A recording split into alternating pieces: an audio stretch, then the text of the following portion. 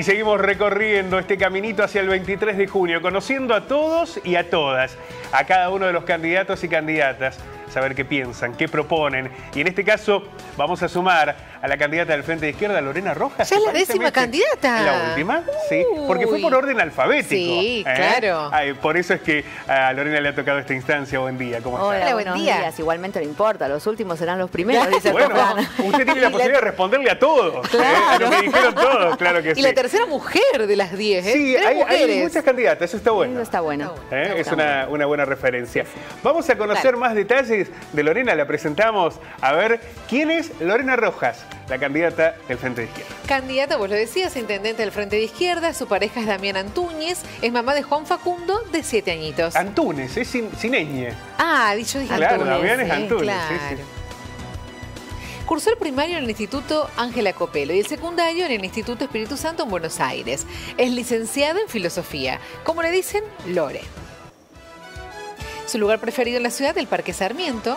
Un libro de cabecera, El género en disputa, de Judith Butler.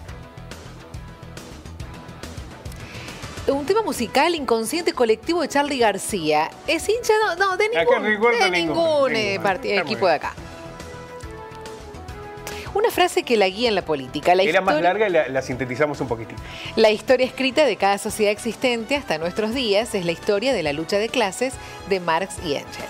Y sus referentes, Nora Cortiñas, Julio Anguita y Liliana Olivero. Bueno, Lorena, vamos a poner ahora los 15 minutitos que tenemos para todos los candidatos y candidatas para que usted Perfecto. pueda expresar todo lo que piensa. Bueno, como buena profe de filosofía, más que respuesta, lo primero que busca son las preguntas, ¿no? Sí, efectivamente. ¿Por qué tenemos la ciudad que tenemos? ¿Y cómo la ve a esta ciudad? Bueno, a ver, esta ciudad no es chata, por supuesto, tampoco es gris. Creo que en realidad es una ciudad que nunca se ha mirado a la clase obrera, o sea, y que se ha construido de espaldas al río. Creo que esas son las dos grandes cosas que yo podría decir.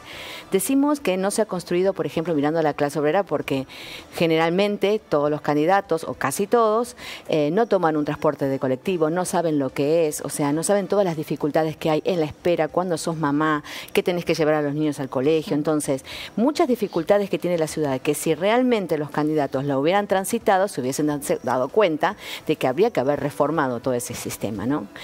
Hubo intentos, yo no digo que no, pero han fracasado y no hace falta que yo explicite por qué. Entonces, para nosotros, por ejemplo, es muy importante que el servicio de transporte se municipalice y que esté en manos de los usuarios, ¿sí? Y también de los trabajadores, gestionado todo a partir de esta empresa que les va a permitir a los trabajadores, por ejemplo, desplazarse mejor. ¿Y por qué decimos que ha crecido quizás de espalda al río? Porque quizás en ese momento no habría una conciencia ambiental que en realidad nos permita mirar ese río, mirar sus aguas, entender que hoy por hoy, por ejemplo, el agua se le considera, digamos, el oro azul. Lo importante que es que tenemos que cuidarlo, que tenemos que tener espacios recreativos donde, desde mi punto de vista, no tendrían que estar tan cerca los autos. O sea, si nos damos cuenta, los paseos, y ha ocurrido accidentes, porque también permiten el paso de los autos. Yo creo que tendría que ser un ámbito de ciclovías, de bicisendas, en donde nos encontremos con las familias, disfrutemos, y además generar un cordón verde de plantas nativas más importantes. Se mira un poco más el río. Se mira, además se lo está utilizando, se lo está exactamente. valorando. Pero me parece que todavía falta hacer mucho más, ponerlo mucho más en valor. Es hermoso el río que tenemos, el Chocancharaba. Creo que es un potencial enorme y todo lo que es su ribera todavía nos queda muchísimo avanzar, me parece. Lorena, volviendo al tema del transporte, ¿por qué mejoraría siendo únicamente municipal, del Estado? Digamos? ¿El problema es la rentabilidad que se llevan los privados o el problema es que los privados están definiendo cómo tiene que ser el transporte público y no el Estado? Es decir, el Estado ha dicho, bueno, a la empresa digan ustedes cómo se hace, o cómo tienen que ser los recorridos, o cómo debe ser el sistema. ¿Dónde radica el problema hoy del transporte? Efectivamente, el problema radica, por un lado, tenemos la cantidad de subsidios que se le da al servicio de transporte y es deficitario. Ese dinero de los subsidios, más allá que una parte viene de Nación, otra de provincia y otra a nivel municipal, aunque ahora Nación ha retirado su ayuda, sí, el tema es, bien, bien, ¿por qué no hay gestión? No hay una buena gestión del servicio. O sea, los recorridos no están bien diseñados. En esta última modificación hay muchos barrios que se han quedado prácticamente sin acceso al colectivo. Vos tenés que quizás a veces caminar más de 3 cuadras, o sea, más de 300 metros. Nosotros proponemos que como máximo una persona tenga que caminar 300 metros para una parada.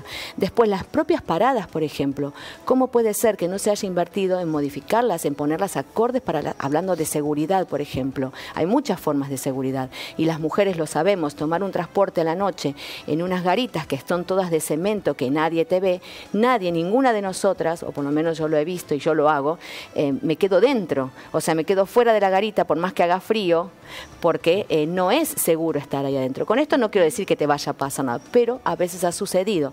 Entonces, creo que no se dan la suficiente inversión. Si lo hacemos municipal, si todos esos trabajadores pasan a la planta del municipio, si realmente hacemos un plan de organización urbana que no abarca solo al transporte público, realmente creo que tendríamos una sociedad donde todos estemos incluidos, ¿sí? Entonces, de esa manera... No sé si los choferes de ahorita van a estar muy conformes en pasar a la planta municipal. Bueno, quizás sí, yo creo que son mejores condiciones laborales, habría que hablar con las estructuras sindicales, ellos tendrían garantizados sus puestos de trabajo, porque cuando vos pasas a planta municipal tenés una estabilidad mayor que cuando estás en una empresa, que muchas veces sabemos que son contratos, que cuando ya no te quieren o cuando ya dicen esta línea la sacamos, quizás te quedás sin transporte, o sea, yo creo que sí. Lorena, te saco un ratito del transporte. Sí. Teniendo en cuenta procesos electorales anteriores y el desempeño de la izquierda acá en Río Cuarto, ¿por qué te parece que la mirada del riocuartense como que siempre deja de lado la izquierda? Bueno, los argumentos de la izquierda no son argumentos sencillos. No hacemos propuestas que quizás sigan un canon. Me explico. Mientras a nivel nacional Milei está planteando un recorte, inclusive candidatos acá en el municipio te dicen que van a achicar el Estado. Nosotros primero consideramos que el Estado somos todos, porque en realidad todos aportamos y contribuimos con nuestros impuestos al mantenimiento del Estado. Nosotros lo que decimos es que los gobiernos son responsables. Entonces, estos gobiernos, como los de Milei, como la motosierra de Milei, que te aplican un recorte sustancial, ¿sí?, en presupuesto que te desfinancia, por ejemplo, las políticas de género, que te desfinancia las políticas de la niñez, que te desfinancia también el transporte, porque al sacar subsidios también te lo está desfinanciando. Nosotros decimos, no, esa no es la respuesta, y que a cambio todo ese dinero es para pagar las deudas del fondo y deudas que seguimos contrayendo y que siguen creciendo. Nosotros decimos, no, el camino no es este. El camino realmente es que ese dinero se aplique para las personas y que los usureros, ¿sí?, tengan que esperar, porque la pregunta que nos tenemos que hacer es ¿quién debe a quién? Nuestro país viene pagando deudas millonarias durante décadas y décadas y décadas, y siempre somos los mismos los que pagamos nosotros. Entonces, hay algo que nuestros gobernantes, porque la izquierda nunca llegó al gobierno en este país ni en este municipio, hay algo que tienen ellos de responsabilidad en las políticas que llevan a cabo. Entonces, nosotros planteamos una política de igualdad. Hay también una discusión cultural, ¿no? Pareciera que mientras se dan los procesos de endeudamiento, cuando se toman las decisiones de endeudar, parece que la deuda es de otros. Y pasa a ser nuestra recién cuando hay que pagarla, ¿no? Entonces, muchas veces, cuando se dan esos procesos abruptos de endeudamiento, no se discute. No hay una discusión social sobre esos procesos de endeudamiento, sino después llegan, bueno, las consecuencias, los costos, ¿no? Efectivamente, los gobiernos, o sea, el gobierno kirchnerista es responsable, el gobierno de Macri también fue responsable de la situación a la que estamos llegando, ¿sí? Esto no es que toda la responsabilidad es del último que cae, no, porque es una cadena de sucesiones. Pero lo que nos está pasando ahora es que por no devaluar, lo que han hecho es una caída abrupta, o sea, como el dinero se tiene que destinar a otras funciones, lo que estamos notando ahora nosotros, el impacto es, no te aumentamos, por ejemplo, los salarios, ¿y qué hacemos? No te devaluamos, pero tu salario sigue igual y sigue la inflación, entonces tu salario igual se devaluó. Y esta es la situación que estaba escuchando, que por ejemplo están pasando los docentes universitarios. Finalmente, después de esa gran movilización, entonces decimos, ¿dónde está la izquierda? La izquierda estaba también en esa movilización del 23 de abril acá en la ciudad. Y ese sentimiento y ese sentido de que realmente debemos defender lo público está. Pero ¿qué sucede? Al momento de votar es tanta la información a veces que llega y las respuestas fáciles. Desde la izquierda nunca vas a tener una respuesta fácil. Nosotros quizás no te vamos a hacer en un TikTok de 30 segundos explicándote cuál es la respuesta. Entonces, pega más esa respuesta sencilla, que realmente analicemos las causas. Y esto es como él bien dice, o sea, claro, sos de filosofía, entonces te empezás a preguntar todos los porqués. No, Ahí está la pregunta. Claro que sí. Hay mucha pobreza en Río Cuarto. Sí. Los datos del INDEC y ahora los de la UCA revelan a miles de hogares en la pobreza, miles de hogares en la indigencia, una ciudad profundamente desigual. Exactamente, eso es lo llamativo, una sociedad profundamente desigual donde hay una enorme riqueza, o sea, tenemos el 62.2% de los niños, me interesa mucho la adolescencia y la infancia, ¿no? De los niños que van de 0 a 14 años en el Gran Río Cuarto son pobres. Los datos de la UCA nos dan que 8, a veces en algunos lados dan 9 de cada 10 niños comen una sola vez en el día. Sí. Entonces estamos haciendo mal las cosas. Esto explica mucho de lo que pasó, por ejemplo, con esos niños con armas en la madrugada, vulnerables. Por supuesto, todo esto es cultivo para la deserción escolar, todo esto es cultivo para las situaciones también de seguridad, porque hay desesperación. En muchos padres puede haber desesperación, y yo creo que si yo fuese madre, y que lo soy, pero no pudiese darle un plato de comida a mi hijo, sí, y que llegue un momento la desesperación que quizás no pensás, o sea, hay cuestiones que también entran a jugar ahí. O sea, esa inseguridad a nosotros nos hace plantear que necesitamos un plan de emergencia social. Esa es nuestra propuesta también. Realmente desde el municipio, y más aún sabiendo que había alimentos que no han sido distribuidos, que tiene que ver también con convenios internacionales. O sea, por cuestiones de decir, no importa que cada uno, como no he visto una persona muerta, como dijo el presidente, entonces aquí no hay pobreza, no, yo creo que esto es una barbaridad. Necesitamos, un plan de emergencia social que le dé, por supuesto, nutrición a los niños, a las familias que lo necesiten, por supuesto, asistencia en salud y asistencia en educación, porque el problema es la deserción también. Y Lorena, acá en Río Cuarto, volviendo a la ciudad, nos preocupa cada vez más la inseguridad. Vos recién, Pablo, hacía alusión a estos niños, chicos, que mataron a este remisero. Digo, ¿qué planteas vos con el tema de la seguridad? Viste que ahora tenemos las guardias urbanas, hay como más movimiento, pero ¿te parece que yo creo que igualmente podremos poner todos los patrulleros que queramos, pero si nosotros no solucionamos lo social, realmente no vamos a estar seguros, porque también inseguridad es quedarte sin un trabajo. Ese no tener trabajo te va a impedir atender a tu familia, y eso te puede llevar a situaciones de extrema necesidad y que te lleven a esa situación. O sea, hay que trabajar en los barrios, hay que analizar cuál es la situación de cada barrio en particular, porque en el medio también está metida la situación de la droga, donde la policía también es parte. Estoy hablando de la cúpula de la policía, todos lo sabemos. Entonces siempre se va como por lo superficial, y en realidad no vamos hacia la estructura, ¿sí? Sabemos que el problema de la droga, que es un flagelo, también se inicia en la cúpula policial, porque muchas veces las drogas se distribuyen desde ahí. Bueno, y buscan... hay una mirada también en la cúpula ahora con lo que ha pasado en la alcaldía. Claro. Digo, tiene que haber también una es cierto que la policía depende directamente de la provincia, pero bueno, hoy se debate mucho sobre el rol que puedan tener los municipios en materia de seguridad. ¿Se puede tener seguridad con esta policía? A nosotros no nos gusta ningún sistema que reprima. Esa es como izquierdas, ¿no? Nosotros siempre hemos sostenido esto.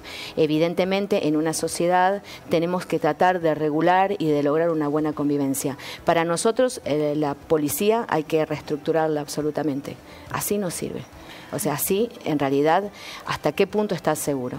Bueno, una de las cuestiones también que se hace en la filosofía son las preguntas incómodas, sí, ¿no? Por supuesto. Bueno, ¿tiene vocación de poder la izquierda? Porque en esto de generar mensajes que usted misma señalaba, ¿no? Que por ahí son demasiado amplios o más complejos de transmitir a la sociedad, hace que nunca hubo una concejala de izquierda, nunca hubo un dirigente de izquierda que disputara el poder, tampoco en el país.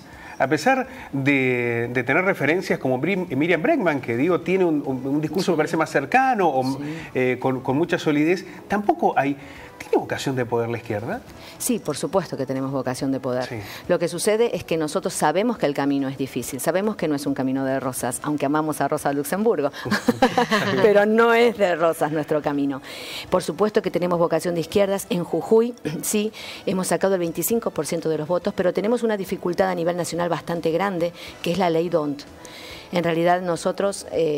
como de la manera en que está distribuida esa ley, nos quedamos con muy poca representación en el Congreso. Siempre hemos pedido una reforma legislativa en ese aspecto, una reforma política, pero nunca lo hemos logrado sacar adelante porque en este momento estamos igualmente muy contentos de tener 5 diputados.